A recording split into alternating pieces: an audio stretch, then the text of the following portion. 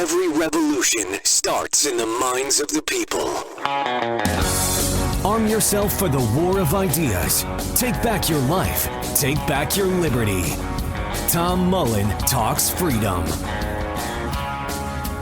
Today I'm speaking with Robby Dinero. Robby is a veteran of the United States Marine Corps and a small business owner. He owns a gym and offers fitness and lifestyle coaching. Robby was just the type of person who had a bullseye on his back during the COVID-19 lockdowns last year. But Robby Dinero isn't the type of person to take these things lying down. So he organized dozens of business owners to resist the arbitrary measures. He fought the state and won, and now he's fighting insanity in the school system. Robby, welcome to Tom Mullen Talks Freedom. Tom, thank you so much for having me. I am very excited to be here, and I appreciate everything you do, brother.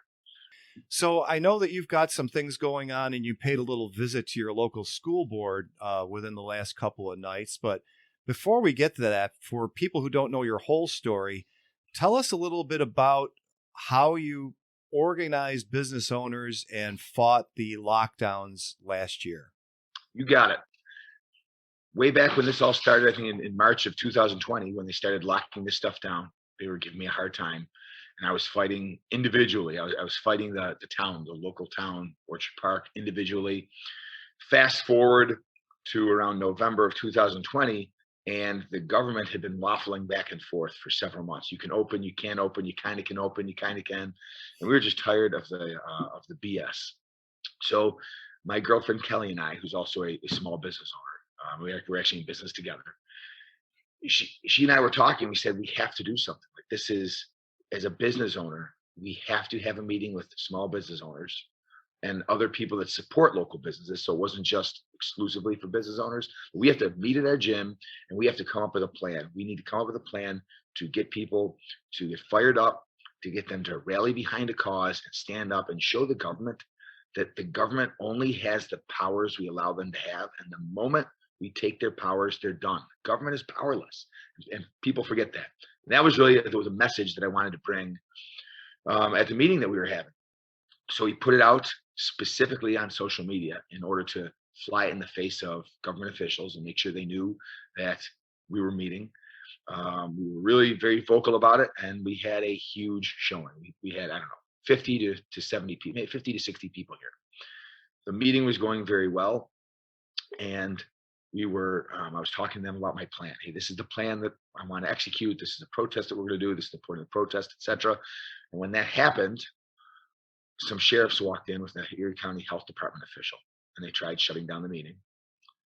And this is where the beauty of just fighting for freedom and standing in your truth and being the type of individual that is not afraid to back down, and being the type of individual that's not afraid to back down because you're fighting for something that is one of your core values, something that you know is something you can't live without. It's one of your core values. So I wasn't sure what to do when the sheriffs came in. Luckily, we had 50 other like-minded people that shared the same values. There's this list of names that I would love to mention. There's just so many people that were there, so many amazing people that I can't simply name all the list, but Nick Orticelli was one of them. Now, Nick Orticelli and his wife, Nancy Orticelli, they're vilified by some. They are true patriots. And Nick walked up to me and he said, the sheriffs are here. What do you want me to do? I said, get rid of them. And I continued to do. Sorry, I just pulled my earbud out. I apologize. No problem. And I continued to talk about the plans. And the next thing I know, there's Nick starting to chant, get out. Nick telling them they just need to leave, and the rest is history. Everyone, we came together, walked forward, and told the sheriffs that they are not welcome. The Erie County Health Department is not welcome, and they left because they knew they weren't welcome, and they knew, most importantly, that they did not have a single shred of legal cause to be there. I am not a rabble rouser. I'm not a guy that goes against authority just to go against authority. I respect the police. I respect police that follow laws. I don't care who you are. If a policeman walks in here and they are not supposed to be here, they're getting tossed on their ass, period. That's just the way it works. And that's what we did. And that group of 50 or so people that stood literally shoulder to shoulder and forced the health department and the overreaching government officials and their armed guards, who happen to be wearing sheriff's badges. We forced them out, and that amazing group of people just started this huge movement that has motivated other people to do the same. I was then fined 15. Do you want me to keep going, or are we good? Well, I just was going to comment. It was an interesting situation because I did see the video, as did I think millions of people by now. Right. And I mean, the issue here is they come walking into private property, right, which the law is allowed to do with either probable cause of a crime, that you broke a law, or a warrant, neither of which they had. I mean, I think in the video asks, what law do you have probable cause we broke? Well, there wasn't one. The governor said some things, doesn't to apply to some businesses. It applies to others. And they all looked at each other and said, yeah, sounds like they're right. And away they went. Right. That's right. The Mark Poloncarz and Cuomo was using their sheriffs, awesome men and women that are just trying to serve their country. They're being manipulated and being used as armed guards to intimidate business owners. They sent them in with that health department official, not for her safety, to intimidate us. Sure. They walked in with guns and with badges. If I was doing something wrong, they would have arrested me. They walked in. Where else do they send health inspectors with armed guards? That was purely for intimidation, but they can't intimidate us. I mean, come on. I'm a United States Marine. I've fought a hell of a lot tougher individuals than whatever Mark Poloncarz can send my way. So, I mean, it's hilarious that they tried to intimidate us. There's another video that it was never released. I won't release it, but they came back.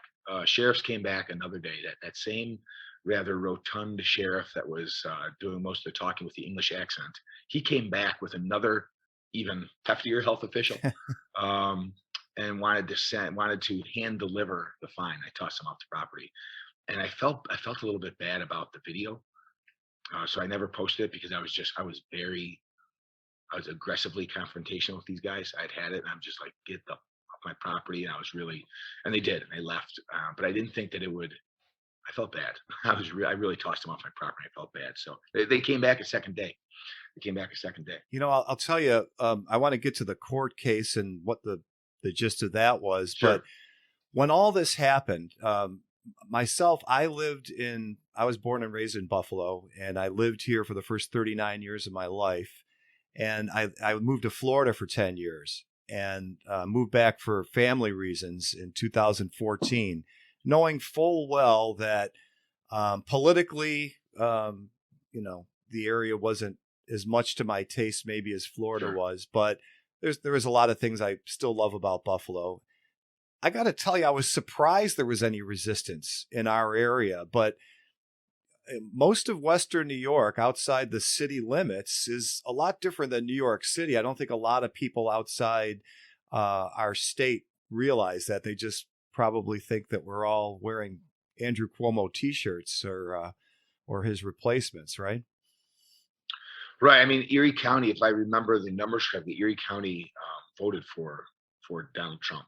It's a fairly conservative town.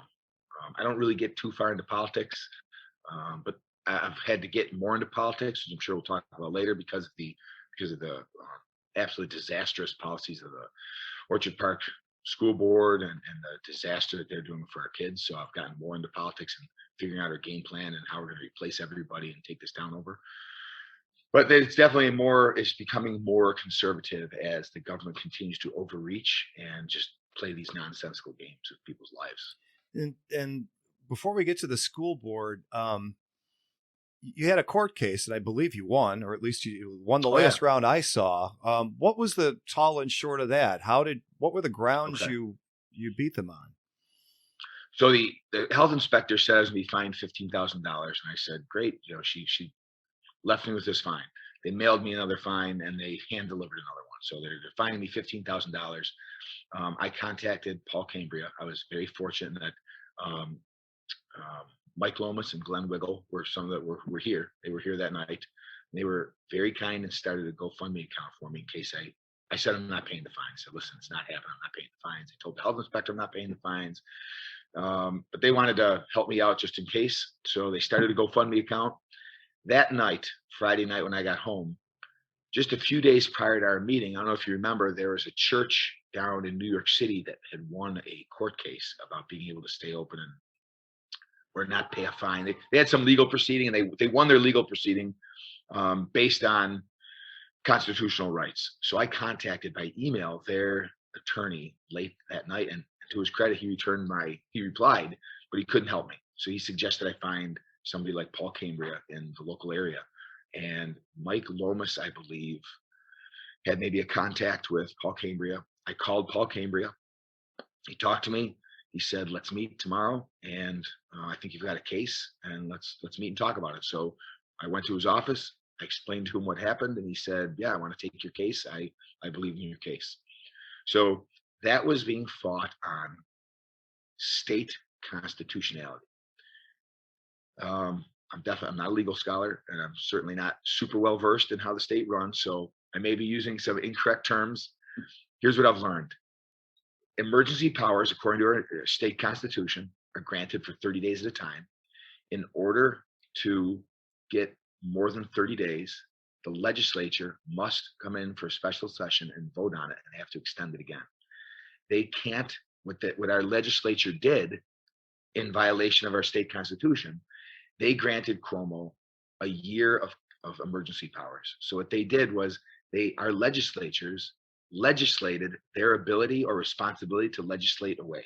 So they basically gave themselves a year paid vacation from legislating, which is ridiculous. And that was the premise that Paul Cambria used to crack the protection that Cuomo had. We won. I was allowed to open back up fully. In addition to that constitutionality issue, then there was the fact that the state was just out to lunch on their data. Everyone loves to claim, and I hope we get to talk a little bit about the data. They love to claim follow the science. Well, it just so happened that the geniuses at the state, they're so inept, the geniuses at the state, 3 days before our court case, they release the data that shows why they're keeping everybody closed down. These freaking brain trusts actually showed statistics that super centers like Walmart and Target were 0.6% of the spread.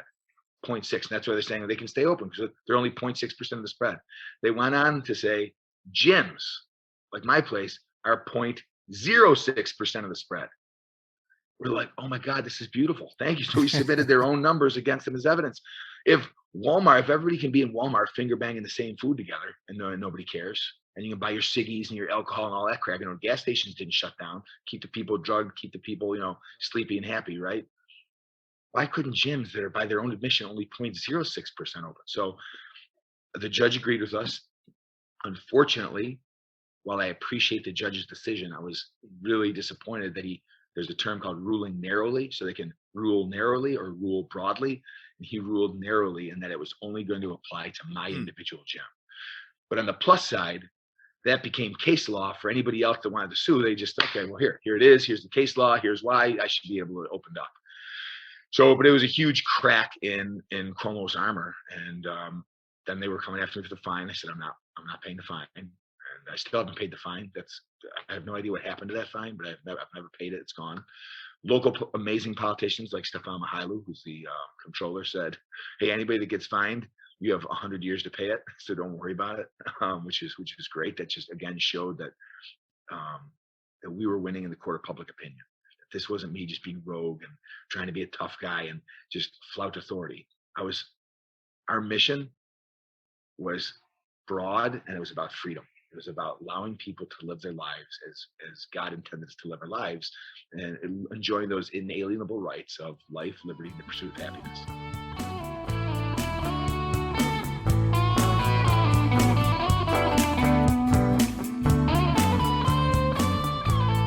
It's that time of the year again when we're all looking for something special to give friends and loved ones for the holidays. Unfortunately, the government and its bank have worked especially hard this year at doing what they do best, make things more expensive for the rest of us. Well, I have great news. you can get a free copy of my new ebook, An Anti-State Christmas. That's my gift to you in appreciation for listening. But that's not all. I've also made the book available as a paperback at an incredibly low price, so you can get a few copies to give as gifts. It makes a great stocking stuffer. And don't worry, this is not some preachy libertarian treatise. It's full of fun and even includes a special Christmas beverage recipe. Get more information and your free ebook at antistatechristmas.com. That just ain't true. We help each other when we don't mean to. That's what we call the invisible hand. Something no politician understands. Just leave it up to supply and demand and follow the golden. So there were a couple other court cases after that we continued to win. They kept finding me because even though I was open, I was supposed to maintain some kind of social. I don't know what it was. All I know is I got to open without any restrictions. So I was taking selfies to needle the governor and to needle Mo Parliament. So I would tag them in pictures. I would tag them in like Gail Burstein, that nut job. I'd tag her in photos of me and my athletes, like putting my arm around each other because we weren't working out. We were just standing next to each other. So I really wasn't. I was playing the system. And every time I would post a selfie, they would fine me $1,000. So I had thousands upon thousands upon thousands of dollars in fines stacked up against me. And that was being applied under a emergency mandate that I felt was not just, and that it wasn't, they couldn't enforce it. There's no enforcement component to it. So that's why I felt very comfortable continuing to do it. And I felt like somebody needed to challenge that. So we did. And now Todd Aldinger became my attorney. He was Paul Cambria's assistant, his protege. Paul's retiring. In fact, he may already be retired. He's retired. So he's not taking more cases. So Todd has now become my attorney at this point. So Todd's representing me in this case against the state with all these fines that are coming up against me. And we're ready to go to court. And the state contacts Todd and says, hey, we want to drop the case. And they want me to sign a piece of paper saying that I no longer wish to. They want me to sign a piece of paper that did not really delineate why the case was being dropped. And I refused to sign it. I drove Todd nuts. He had to redo this. He had to redo this piece of paper 5 or 6 times. He'll be the first one to admit how much I was driving him nuts. I said, there's no way in hell I'm signing any piece of paper unless the state explicitly says we are choosing to drop the case against Robby Dinero. We no longer wish to prosecute him under such and such. And they did. And that's how badly they wanted to drop this case.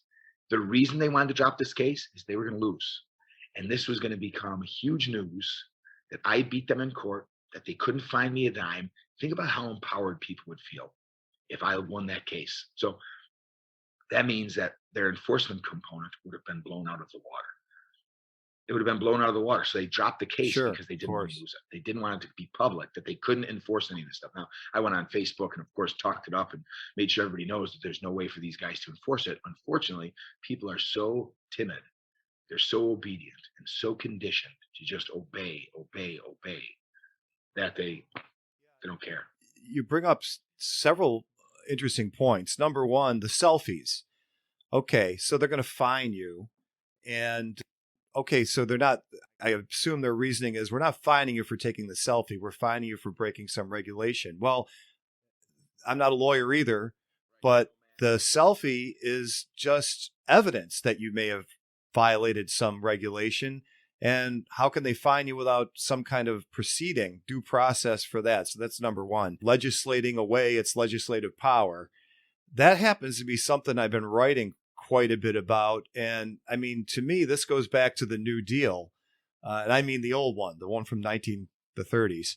And basically that's all it is. They set up an agency and these executive bureaucrats get to make rules. Sometimes they're reviewed by some congressional committee, but nobody has to pass them. Nobody has to vote on them. And that to me is a root of the problem. It's not just at the federal level. Here, the state is now doing the same thing. We're just going to give the governor, the opportunity to do whatever he wants. Today, I feel like closing gas stations. So no gas today. Just insanity. So I'm so glad you fought that fight. I'm so glad you got that on the record because that's something I think people should know about. And I guess the last point you made, just real quickly, you say people are so timid. I guess that's what I want people to hear. Somebody like you was not violent. None of your fellow business owners were violent. You just have to say no. And when you just say no, and they say, well, you have to do this. Well, what happens if I don't? You get blank stares. There really isn't an answer in a lot of cases. And it's so important for people to just feel empowered to say, no, I don't agree with this. I'm not going to do what you're asking me to do, and then see what happens. And people will rally to their side. When one person says no, people will rally to them. Like, we have this huge contingent of patriots that will show up within minutes. They will show up within minutes to rally around somebody that is fighting unjust government overreach. Yeah, it was great. It was a great episode to watch. You mentioned the data.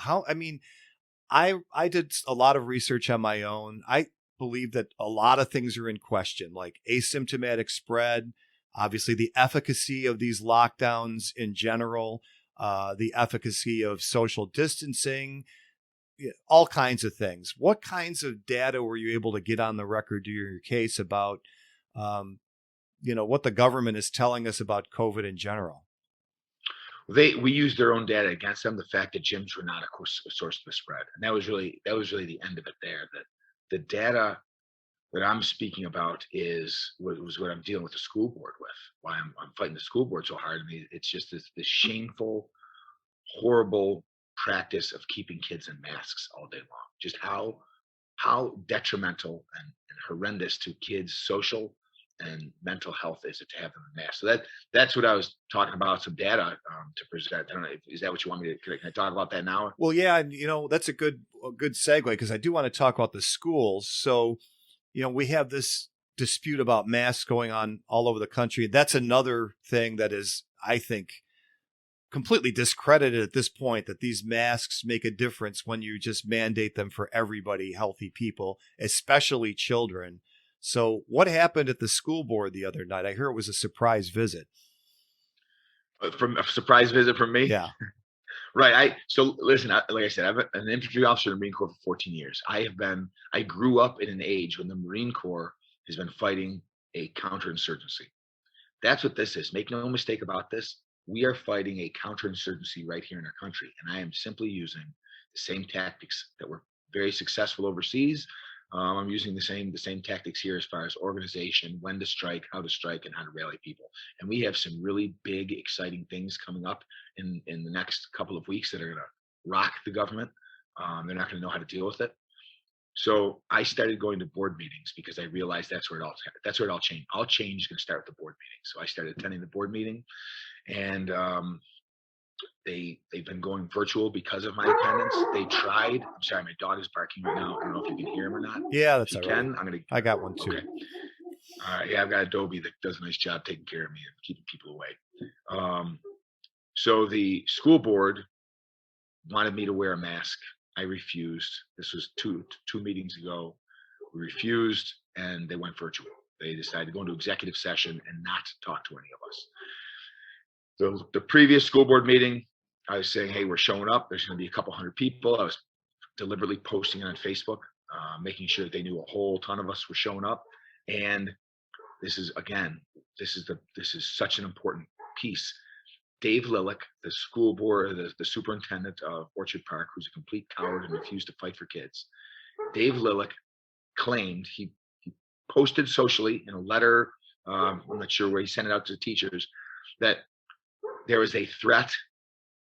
And because there was a threat, the police advised him to go virtual, and that is false.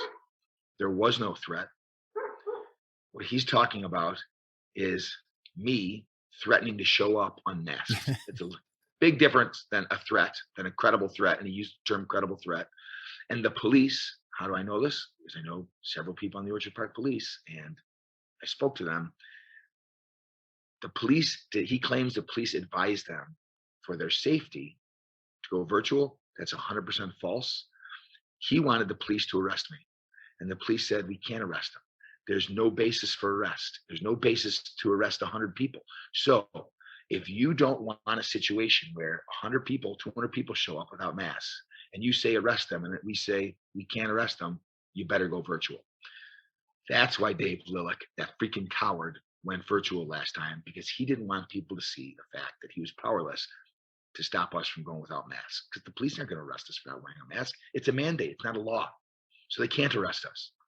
Now, this last school board meeting, I purposely didn't say anything about showing up. I just laid low for a month. Didn't say a word about school board meetings. But we've got a great group of patriots that are talking. We were all showing up there. I was the first one in. Dave Lillick didn't realize he didn't lock the door. He didn't pull the door shut all the way behind him. So I popped the door open and walked in without a mask and said, hey, Dave, where's the meeting? He showed me where the meeting was. He didn't say a word to me about putting a mask on. I was the first one in. I sat down in the cafeteria, waited for the meeting to start. He sent somebody in to tell me to put a mask on. I said, no, I'm not putting a mask on. They asked again for me to put the mask on. I refused. Now by this time, everybody's in. Teachers are in. Lots of people are in. Teachers that are very vocal against me and fighting the mask are walking around with it below their nose because they're virtue signaling. They're virtue signaling instead of actually believing what they're saying. And not all the teachers, trust me, not all the I'm talking about the teachers that are vocal against me. They're the ones that are virtue signaling with their masks down. So now the place is full. The school board walks in. One of the school board members, I don't remember his name, walks up to me, asks if he can sit with me outside. Now, there are also police around. There's police dogs there. They've got all sorts of people there walking in and out of the room in the cafeteria. And they asked if they can speak to me out in the hall. And I said, no, whatever you have to say, you can say right here in front of everybody. He asked again to speak to me out in the hall. I said, absolutely not. I'm not leaving this room. You can speak to me right here. And he said, you have to put your mask on. It's not happening. And he said, if you don't put the mask on, we're going to call the police and you're going to be arrested for trespassing. I said, great. Call the police. Do what you need to do. I'm committed to this cause. So he left. One of the Orchard Park policemen walked up to me and asked me to put my mask on. And I respectfully said, I'm sorry, I cannot put my mask on. He came back a second time. Please put your mask on for us. Please put your mask on. I said, I'm sorry, I can't do that. I'm not putting a mask on. They left. I never got arrested. They never came back in there. Dave Lillick comes in with the school board and says, we can't start the meeting unless everyone's in 100% compliance. We must be in 100% compliance in order to put your mask on. I just sat there. I refused to put my mask on. So they went into executive session. The place got pretty feisty. People weren't happy with them going into executive session. They came back out 5-10 minutes later. Once again, said, hey, put your mask on or we can't have this meeting. And I think the most damning part of this is Dave Lillick, that coward, said, this is not school board business. We want to conduct school board business and we can't unless you're in 100% compliance. And where is he getting ability to comply? Nowhere, right? He just thought it up. There, nowhere. He doesn't have to. And they accepted money. This is about money. I mean, Orchard Park, every school district accepted funds from the federal government, trickled down through the state. And in order to use those funds, Orchard Park got $6.7 million, $1,397 per student. They have to follow regulations. It's written. We have the HHS documents and the CDC documents that show they must comply with all mandates through 2023 in order to use these funds. They don't want to give up the $6.7 million. That's what this is about. This is about money. He claims he's going to lose he'll lose $1,000 per kid if they don't have masks. This is just, he's abdicating his responsibility to be a leader. It's so sad. That's what he's claiming. He's claiming that we have to be in 100% compliance to have this meeting, and I refused, so they left again because they don't want parents to be heard. They don't want the parents to go on record and be heard. They don't want to have to answer tough questions. These are smart parents. Like, these parents are educating themselves and they're doing a ton of research, and they have no answers for the research. They can't refute anything that the parents are saying. The school board just says, well, we're following this data. So we present data from the CDC. We present data from HHS, we present data from the FDA, and they have nothing to answer because, well, they're not educating themselves about it. They are simply walking lockstep with HOCO because they want money. They're more concerned with money, with power and control than helping their kids and making sure their kids are safe. So did you ever get up to bat you went to the meeting to object to the mask mandates for the children? Is that right? Did you ever get to talk about it, or they just stood? Well, that was three months ago. I did, but they since the last two board meetings, no, they refused to let people be heard. They refuse to let people be heard. They run off the stage like cowards. And so no meeting. Are they required to have these meetings? Is there anything in writing that says they have to? No, no, there's not I don't know of any writing that says they have to have them, and they certainly don't have to have them publicly. They're allowing the public to. They love to pull that card. We're allowing you to attend this meeting. There's really some nebulous wording around that stuff with open meeting laws, etc. They love to. One of the things I love that the school board, they're just such cowards. They love to say that you're not allowed to address anyone personally. You're not allowed to address anyone personally on the board, and you have to be polite. You can't you can't attack somebody, and that's just so completely false. That is protected speech. 1964 case, New York Times for Sullivan. It is protected speech, and in that decision, it specifically says that when discussing these matters, it should be done openly, uninhibited, and very often it's going to be spirited, caustic, and very aggressive when talking specifically and addressing the government and public officials. That is protected speech. So I can tell them whatever I think about them. I can come after them as aggressively as I want verbally, as long as I'm not threatening them. And that's protected speech. So you really know where the school board is coming from when they set the rules on what you can say. You have to be nice. You can't address any of us personally. What cowards? Like, who hides behind, what adult hides behind those kind of rules? Right. Yeah. I mean, the kind of person who can't answer your questions is right. They run. They run. They run. You know, you mentioned before we got on, I don't think that you've had a background in politics before last year. Is that right? That's correct. So you've never really been politically active. And I guess the reason I think that's important for my listeners to hear is that I hear all the time, boy, you make a lot of sense, but what can I do about it? What can I do about it? You know, here's a guy, everybody, that just stood up and said, no, I'm not going along with this. I'm not a political activist. I'm not a politician. I just don't think this is right. And you would not believe how the word no can be effective. And, you know, this kind of tyranny from the government starts to bleed into the public where, you know, some of your neighbors will start using the words, you need to do this, you need to do that. My favorite reply is, well, what if I don't? You know, the frog in the pot of water, that's what they're doing. You put a frog in a pot of cool water, he doesn't hop out. You turn the heat up slowly, he gets used to it until he cooks himself to death. He'll never jump out of the water to save himself because it's a slow death. And that's what's happening with the government right now. They need obedience, and they're working hard to make us obedient. Gandhi wasn't obedient. Rosa Parks wasn't obedient, right? Imagine if Rosa Parks was obedient. We don't need obedience. Our schools shouldn't teach obedience. The government shouldn't teach obedience. Marines aren't obedient. You know, we've done such amazing things and won all the battles we've won because we're willing to not be obedient. We were willing to go above and beyond and do crazy things. We need our kids to be taught to be critical thinkers because these obedient parents, they've been beat down. You've got like two generations that have been beat down by this incredibly liberal school system. They've been taught to be obedient. I think they're starting to wake up. I think there's a lot of people are starting to wake up and realize that obedience lacks power. You have to be a critical thinker and have to be willing to stand.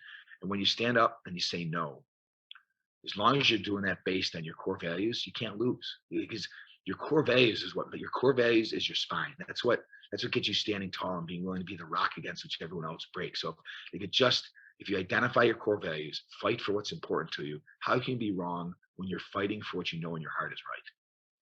Great, Robby. You got such a great story, and we want to keep following it. Is there a website where people can go to find out, number one, about what you're doing on these issues, and then number two, more about your business and what you offer?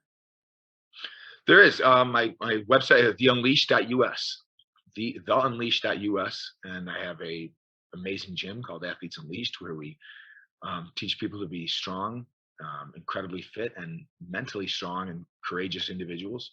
I have this incredible online coaching program. My girlfriend and I, we do this together. It's called Revolution, and it's really the crux of what we do is teach people to achieve their most outrageous, outlandish goals and build the kind of life where they know exactly what they stand for and aren't afraid to fight for it. And we have a website called freedombeforefear.com, and that's where they can learn a little bit about this fight against government overreach and how they can donate to it. Great. Well, we'll put both of those on the show notes page. And I hope that we can bring you back on again and see what progress you've made with the school board sometime soon. I would love that. And Tom, what you're doing is such a service to people. The fact that you're giving a voice to just free thought. I really appreciate the chance to come on and share a story like this. And thank you so much for guarding liberty by talking about it. All right. Thank you for being on. Okay, friends, that's going to do it for today. Don't forget to get a free copy of my new ebook, An Anti-State Christmas, at antistatechristmas.com.